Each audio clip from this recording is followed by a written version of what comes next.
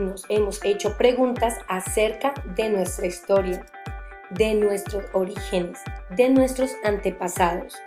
Y esto nos ha llevado a indagar un poco más sobre la evolución del hombre. Sabemos que los seres humanos son los únicos seres vivos capaces de razonar y desarrollar conciencia. Es gracias a ello que el hombre ha evolucionado de una manera extraordinaria. De pasar a vivir en cuevas y crear instrumentos de piedra, a crear grandes edificaciones con materiales compactos y crear grandes grupos sociales. Ahora bien, todo esto ha sido gracias a la capacidad que tiene el ser humano de razonar, y esta a la vez, por medio de la construcción del razonamiento y la experiencia, da como resultado el conocimiento. El conocimiento. Sí, el conocimiento es la clave principal para conocer sobre el comportamiento del ser humano, y es a través del conocimiento que se han venido evolucionando y desarrollando muchas teorías. Hoy vamos a ver un poco más sobre la evolución del conocimiento. Vamos a conocer algunas terminologías modernas. Les habla Lina Joana Díaz, licenciada en Ciencias Sociales, y junto a los licenciados Luis Daniel Yepes y Jaime Valencia Rentería hablaremos sobre las epistemologías del sur, el colonialismo y descolonialismo. Teniendo en cuenta lo anteriormente hablado sobre la evolución del conocimiento, vamos a hablar sobre las epistemologías del sur, y es precisamente el autor Boaventura de Sousa Santos quien hace grandes aportes. Boaventura de Sousa Santos nació el 15 de noviembre de 1940. Fue defensor de la idea de que unos movimientos sociales y cívicos fuertes son esenciales para el control democrático de la sociedad. De Sousa Santos define las epistemologías del sur como metáfora de la destrucción del silenciamiento, de la destrucción de pueblos y saberes. Dan cuerpo a los saberes y experiencias del sur global a partir de supuestos metodológicos y reflexivos en diálogo, en contraposición con cualquier propuesta etnocéntrica. También dice que para definir el porqué de la epistemología del sur debemos situarnos en el contexto actual. Habla un poco sobre las realidades distintas y precisamente menciona dos clases y grupos dominantes y clases y grupos oprimidos. También menciona sobre la crisis especulativa. Como pueden ver en la imagen, se observa claramente sobre la desigualdad de estabilidad.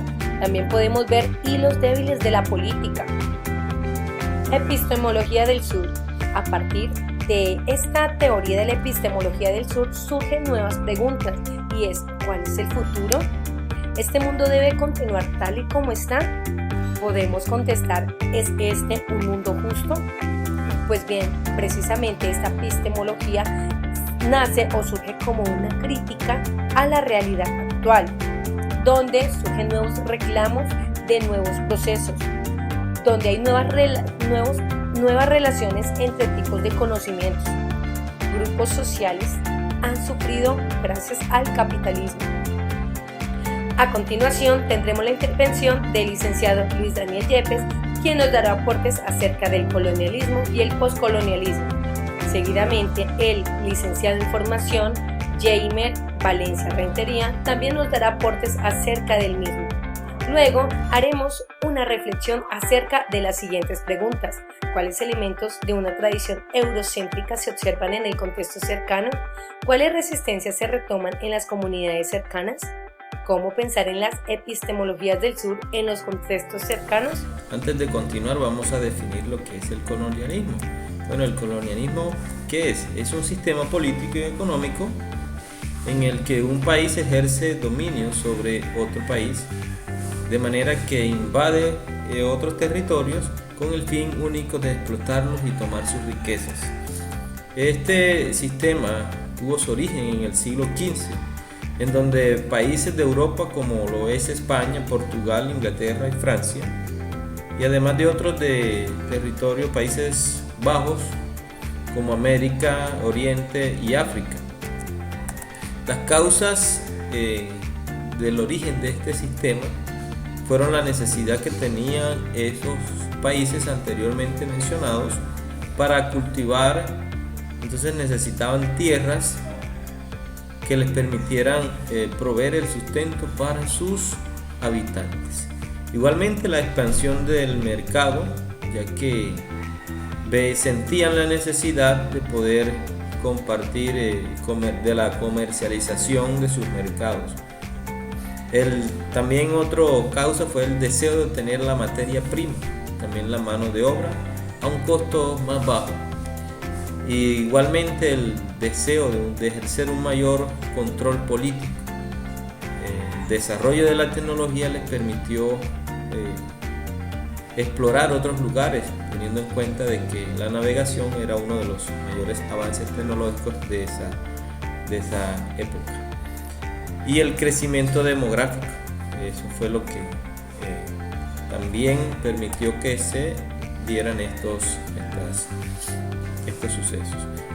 Las características de este sistema lo podemos ver, que es el aprovechamiento económico que se ejerció sobre las naciones colonizadas por parte de los colonizadores, la imposición de su cultura. Ellos llegaron a estos territorios y impusieron no solamente su cultura, sino también sus ideologías, y de esta manera pues iban ejerciendo cierto control, que era el propósito.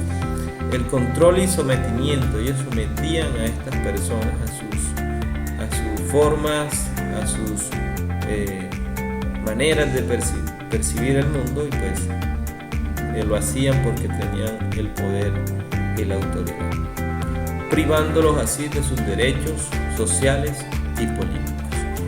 Como consecuencia, esto trajo la modificación de las culturas de estas regiones que fueron colonizadas. Estas personas también adoptaron ideologías de los colonizadores, y como consecuencia también trajo la pérdida de las lenguas nativas. Actualmente hay regiones que no tienen un dominio de sus lenguas nativas porque adoptaron otras ideologías de los países colonizadores. Por otro lado, encontramos la descolonización, que es otro de los conceptos que vamos a tratar en esta. Pero vamos a decir que es un proceso inverso a la colonización. Es un proceso en el cual estos países que fueron ejercen una independización, ya que estaban cansados de ese dominio. Tengamos en cuenta de que esto surgió después de la Segunda Guerra Mundial, que fue el evento que marcó esa diferencia, esa ruptura entre la colonización y posteriormente la descolonización. También la descolonización es un proceso en el cual la promoción de la ONU generó también cierta independencia a estos países. Las causas de la descolonización fueron de que estos países, después de la Segunda Guerra Mundial, quedaron debilitados y querían recuperar nuevamente ese poder. Para ello intensificaron la explotación colonial, y esto hizo que los países colonizados pues se cansaran y dijeran: no, ya no queremos más este sistema que nos está cada día más manipulando de cierta forma. También una de las causas fueron el apoyo de los Estados Unidos y la Unión República Soviética, pues que apoyaron a estos países para que se independizaran. Otro motivo fue que las burguesías locales querían ejercer el poder. Entonces esto también los motivó a que se dieran estos procesos.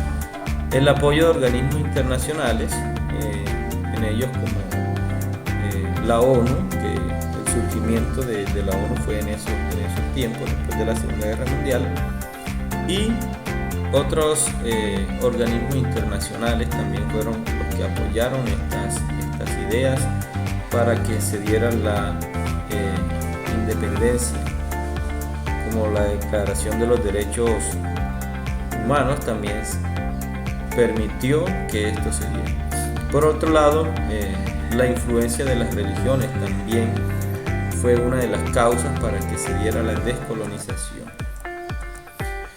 Las consecuencias que se dieron después de esto fue el impulso del neocolonialismo.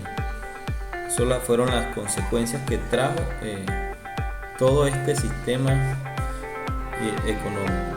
Entonces, después tenemos el sistema económico no apto para su progreso. Estos países, al descolonizarse, al independizarse, no tenían un sistema económico apto para su progreso, lo que les permitió o no les permitía su desarrollo independiente totalmente, sino que aún permitían cierta independencia de otros entes que le pudieran ayudar en estos progresos. Y el crecimiento demográfico también trajo como consecuencia, como crecimiento demográfico trajo como consecuencia, valga la redundancia, el desarrollo de nuevos fenómenos que afectaron o afectan directamente a los países que se independizaron. Consecuencias como enfermedades, sobrepoblación y otro tipo de fenómenos que... Ahora bien, vamos a responder la siguiente pregunta. ¿Cuáles elementos de una tradición eurocéntrica se observan en el contexto cercano? Antes de responder esta pregunta es necesario que recordemos ¿qué es el eurocentrismo? El eurocentrismo es aquella corriente del pensamiento que coloca al continente europeo en el centro. Lo coloca en el centro del pensamiento, el centro del intelectualismo, el centro de los desarrollos, el centro de la educación, en fin, el centro del mundo. Y como es el centro del mundo, se mira a Europa como superior a los demás naciones. Hay muchos elementos del eurocentrismo que aún están presentes en nuestro contexto. Uno de ellos es nuestra manera de asimilar el mundo. Es decir, aún en nuestros tiempos o en nuestro contexto se habla del descubrimiento de América y se nos cuenta la historia a partir de lo que los españoles hicieron. Se centra todavía ese pensamiento eurocéntrico, se ve reflejado en ese aspecto. Otro ejemplo claro es el lenguaje el cual utilizamos, donde todas las cosas que nosotros, la forma en que nosotros hablamos o todo lo que tiene que ver con el lenguaje está condicionado o corregido por lo que dice o lo que establezca la Real Academia Española, donde en realidad nosotros utilizamos los lenguajes que están combinados con otros, es decir, nosotros utilizamos parte del árabe, del italiano y demás lenguajes que aún en nuestro contexto son diversos. Otra idea es el pensamiento que tiene el hombre, que se ve como un ser superior a las demás especies, donde cree que puede hacer lo que quiera porque es un ser superior. Esos son pensamientos que todavía están presentes en nuestro contexto y es necesario analizar para poder comprender qué cosas todavía conservamos y qué forma debemos y de qué manera podemos actuar para tratar de cambiar algunos aspectos que no son muy convenientes para el desarrollo sano de nuestra... Así es, compañero, pero ¿qué es el colonialismo del saber? Según el libro Colonialidad del Poder de Aníbal Quijano, se refiere a un sistema de dominación intelectual que se originó durante el periodo colonial, cuando los españoles vinieron a América y comenzaron a poblar y conquistar las tierras. A diferencia de la colonización política, y económica, el colonialismo del saber opera a nivel intelectual y cultural, moldeando nuestra forma de pensar, conocer y entender el mundo. Durante la era colonial, las potencias europeas impulsaron su visión del mundo, sus formas de conocimiento y sus estructuras de poder sobre los territorios colonizados.